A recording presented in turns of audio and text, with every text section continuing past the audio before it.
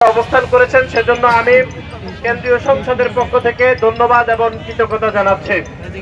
সংগ্রামী বন্ধুরা, আপনারা সকলে অবগত আছেন যে আমরা তিনটি বিষয় নিয়ে আজকের এই অবস্থান কর্মসূচি পালন করেছে। আমরা নির্বাচন কমিশনের সিনিয়র সচিবের সাথে আমরা দীর্ঘক্ষণ আলাপ আলোচনা করে আমরা যে তিনটি দফা বিষয় এখানে সকাল থেকে অবস্থান করেছি সেগুলো ওনাকে আমরা লিখিতভাবে জানিয়েছি। কিন্তু উনি আমাদেরকে কি বলেছেন সেটি আমাদের সভাপতি বলবেন। আমি শুধু আপনাদেরকে বলতে চাই যে বাংলাদেশ জাতীয়তাবাদী ছাত্রদল কোন ছাত্র সংসদ নির্বাচনের বিপক্ষে নয়।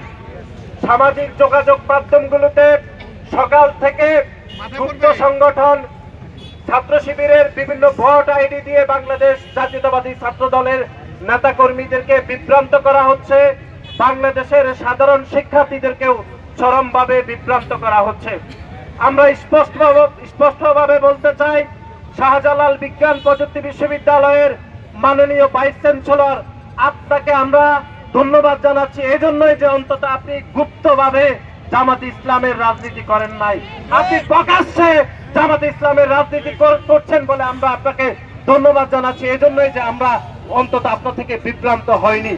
এই জন্য এই কথা বলছি, কারণ এই মাসের 5 জানুয়ারি শিক্ষা মন্ত্রণালয় থেকে মাননীয় ভাইস চ্যান্সেলর মহোদয় বরাবর একটি চিঠি ইস্যু করা হয়েছে যে 12 ফেব্রুয়ারি পর্যন্ত আপনি শাহজালাল বিজ্ঞান প্রযুক্তি বিশ্ববিদ্যালয়ের ছাত্র সংসদ নির্বাচন স্থগিত রাখবেন। কিন্তু মাননীয় ভাইস চ্যান্সেলর কি করলেন? যেহেতু তিনি প্রকাশ্যে জামাত করেন, তিনি সেই চিঠিটি গায়েব করে দিয়েছেন। তার কোন সহকর্মীকে তিনি সেই চিঠি দেখাননি। আমরা পরক্ষণে দেখেছি 12 জানুয়ারি নির্বাচন কমিশন থেকে যখন চিঠি ইস্যু করা হলো সকল নির্বাচন স্থগিত, তখন তিনি তার সহকর্মীদেরকে বললেন, হ্যাঁ এরকম একটা চিঠি তো আমি 5 তারিখও পেয়েছি, কিন্তু আমি এটা আপনাদেরকে দেখাতে ভুলে গিয়েছি।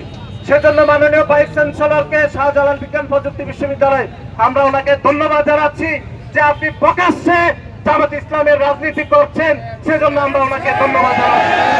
শুধু শাহজালাল বিজ্ঞান প্রযুক্তি বিশ্ববিদ্যালয় ভাইস চ্যান্সেলর নয়, বলুন আপনারা দেখেছেন চট্টগ্রাম বিশ্ববিদ্যালয়ের উপাচার্য শামীম স্যার, আমরা আপনাকেও ধন্যবাদ জানাচ্ছি যেন আপনি অন্তত গুপ্তভাবে জামাত ইসলামের রাজনীতি করেন না, আপনি প্রকাশ্যে জামাত ইসলামের রাজনীতি করেন। সেজন্য আমরা দেখেছি 14 ডিসেম্বর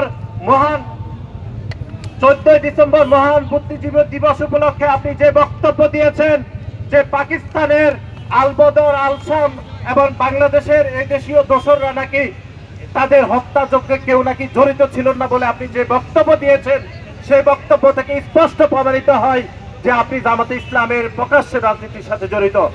এবং আপনি চট্টগ্রাম বিশ্ববিদ্যালয়ের শিক্ষক নিয়োগের ক্ষেত্রে আপনি আপনার মেয়েকে যেভাবে নিয়োগ দিয়েছেন, সেভাবে আমরা বলতে পারি যে ভবিষ্যতে জামাতে ইসলাম রাষ্ট্র পরিচালনায় আসলে বাংলাদেশের চরিত্র, বাংলাদেশের প্রশাসনের চরিত্র কিরকম হবে সেটি আমরা চট্টগ্রাম বিশ্ববিদ্যালয়ের উপাচার্য এবং শাহজালাল বিজ্ঞান প্রযুক্তি বিশ্ববিদ্যালয়ের উপাচার্য মহোদয়ের কাম দেখলে আমরা বুঝতে পারি। সুতরাং সংগ্রামী বন্ধুগণ, আমাদেরকে চারদিক থেকে ষড়যন্ত্র হচ্ছে, নির্বাচন নিয়ে ষড়যন্ত্র হচ্ছে, যে নির্বাচনে বাংলাদেশের মানুষ গত 17 বছরের 3টি নির্বাচনে ভোট প্রয়োগ করতে পারেনি। সে আগামীর যে নির্বাচন অনুষ্ঠিত হবে সেই নির্বাচন বিষয়েও সেই রাজনৈতিক দল এবং সেই রাজনৈতিক দলের বিভিন্ন উপাচার্য, উপ উপাচার্য এবং কর্মকর্তা এবং তাদের নেতৃবৃন্দরা বিভিন্ন বিভ্রান্ত করে নির্বাচনকে বাধাগ্রস্ত করার অপচেষ্টা করছে।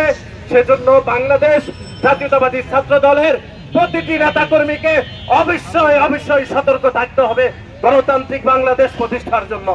সংগ্রামী বন্ধুগণ, এখন আপনাদের সম্মুখে আগামীকাল এবং আজকের আলোচনার সকল কর্মসূচি এখন আপনাদের সামনে প্রকাশ করবেন বাংলাদেশ জাতীয়তাবাদী ছাত্র দল কেন্দ্রীয় সংসদের বিপ্লবী সভাপতি